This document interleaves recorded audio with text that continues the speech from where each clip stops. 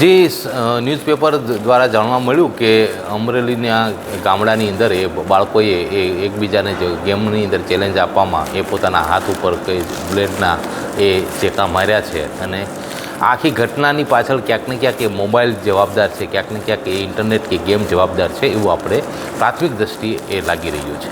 બીજું કે આ જે આખી ઘટના બની છે એની અંદર એ બાળકોએ એકબીજાને ચેલેન્જ આપી છે અને ચેલેન્જને ખાસ કરીને બાળકો મેલ હોવા જોઈએ. મને ખાતરી નથી કે ફિમેલ છે કે મેલ, કારણ કે મેલ જે છે એ ખાસ કરીને એટલે કે પુરુષ ઈગો જે છે એ ખાસ કરીને આવા પ્રકારની ચેલેન્જ જે છે એ સ્વીકારતું હોય છે અને એ ચેલેન્જને આધારે એ પોતાના ઈગોને એ જાગૃત કરતું હોય છે. એટલે આ ઘટના જે છે એ બાળ માનસની તો છે, એની સાથે એ અનુકરણની પણ છે, એની સાથે ઇન્ટરનેટ ગેમની પણ છે અને એની સાથે ક્યાંક ને ક્યાંક એ આક્રમકતાની પણ છે એવું આપણે કહી શકીએ. કોઈ પણ બાબત જે છે એ અનુકરણથી આવતી હોય છે. એક બાળક જે છે ગેમ ખેલતો હોય કે જોતો હોય કે કરતો હોય તો એને જોઈને બીજું બાળક કરતો હોય, એટલે કે અનુકરણ દ્વારા જુદા જુદા પ્રકારની ગેમનું વળગણ જે છે બાળકોની અંદર આવી રહ્યું છે.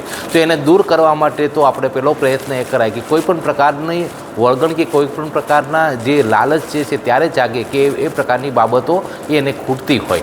જો આ બાળકને મનોરંજન જોતું હોય, આ બાળકને આનંદ જોતો હોય, આ બાળકને પ્રેમ જોઈએ છે, એ જો એના પરિવારના અને એના મિત્ર મંડળ અથવા તો વાલીઓ તરફથી જો એને પ્રાપ્ત થતો હોય તો મને લાગે છે કે બાળકોએ આ પ્રકારના ગેમને વળગણ એ ન થાય. એટલે ખાસ કરીને વાલીઓએ અને પરિવારના સભ્યોએ ચેતવું જોઈએ કે બાળકની અંદર એ પ્રેમ પૂરો મળી રહે, એની સાથે એ આવેગિક રીતે જોડાયેલા રહે અને એ પ્રકારની બાબતો જો બને તો આ બાળકોની અંદર એ આ ગેમનું જે વળગણ છે એને આપણે ઓછું કરી શકીએ. આજે સવારે જ ન્યૂઝપેપરના માધ્યમથી અને સોશિયલ મીડિયા પ્લેટફોર્મના માધ્યમથી જાણવા મળ્યું કે એક બે નહીં પણ એક સાથે 40 બાળકોએ કોઈ એક બાળકના કહેવાથી પોતાના હાથની અંદર એ કાપા પાડેલા છે અને એક માસ હિસ્ટીરિયાનું સર્જન થયેલું છે.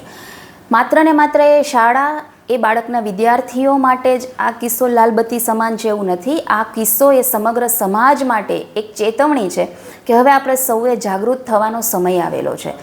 પહેલાં એવું બનતું કે એક કે બે બાળક એ કોઈની વાતમાં આવી અને કોઈ કામ કરતા હતા. અહીંયા તો એક સાથે 40 બાળકોએ એવું કામ કરેલું છે કે જે એક પ્રશ્નરૂપ બની રહ્યું છે.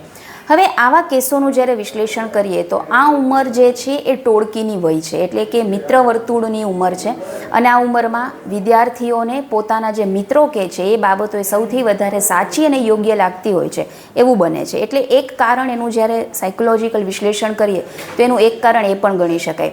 જો બીજા કારણની અંદર આપણે અહીંયા જઈએ તો અલગ અલગ પ્રકારના ઈગો હોય છે ને અહીંયા છે ચાઇલ્ડ ઈગો.